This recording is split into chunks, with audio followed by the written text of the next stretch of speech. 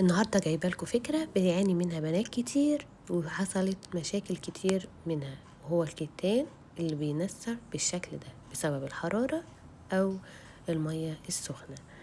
السلام عليكم ورحمة الله وبركاته، ازيكم عاملين ايه؟ يا رب تكونوا بخير. النهاردة معانا فيديو جديد وفكرة جديدة حبيت اشاركها معاكم. لو أول مرة تشوفوني، أنا تقى بقدم محتوى عن إعادة تدوير والأفكار البسيطة. يا ريت تتابعوا معايا الفيديو للنهاية ولايك وشير لو عجبكم الفيديو. يلا بينا نبدأ. أول حاجة معانا الشميس ده، وهو في مشكلة التنسيرة دي، وده طبعا عيب في القماشة نفسها، وفي نفس الوقت ان في بعض القماش اللي بينزل الكتان بيبقى يعني المفروض من التحذيرات بتاعته انه هو ما يتعرضش للحرارة زي المكوى او الغسيل في مية سخنة او اي حاجة فيها حرارة، فهو طبعا بيتأثر من الجزء ده جدا. وفي ناس كتير في اعتقادها ان لا، الكتان لازم اكويه، ودي طبعا من الاخطاء الشائعة جدا. وطبعا الكتان يا جماعة من الحاجات اللي المفروض هي ما تتكويش خالص، وفي بعض منها بيبقى فيه الجزء اللي هو الكشكشة ده او البسكوتة، او بيبقى في القماشة نفسها تطليعة معينة. كل ده انواع من انواع الكتان، وهو في المطلق ما بيتكويش سواء كان سادة او في تجزيعة.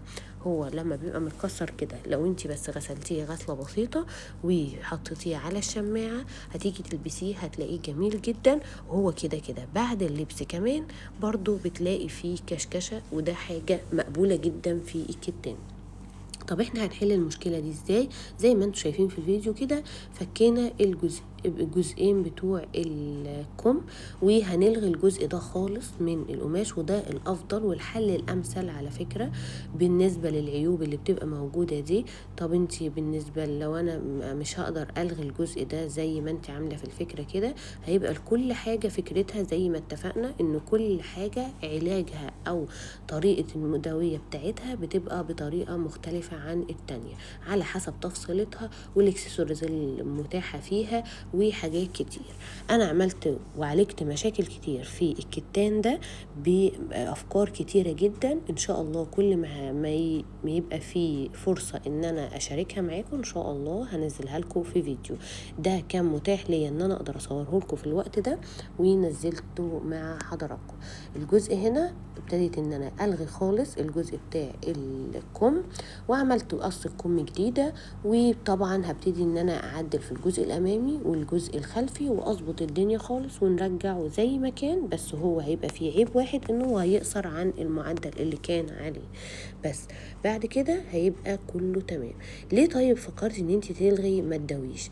هنا فكرت ان انا الغي، ودي نقطة مهمة جدا حابة ان انا اقولها لكم برضو، ان انا هنا لغيت عشان خاطر ان الجزء ده خلاص بيبقى من القماشة استهلك. يعني انت مهما بتحاولي تداوي فيه هو خلاص حواليه ابتدى يتهالك، فانت لما تلغيه خالص هو الافضل. الفيديو ده كان فيديو خفيف حبيت اشاركه معاكم، ويا ريت تكون الفكرة وصلت والمعلومة بالنسبة للكتان تكون وصلت للجميع. يا جماعة تعاملوا مع الكتان بمعاملة مختلفة، واحنا هنا افضل طريقة ليه؟ لان احنا لغينا المشكلة خالص.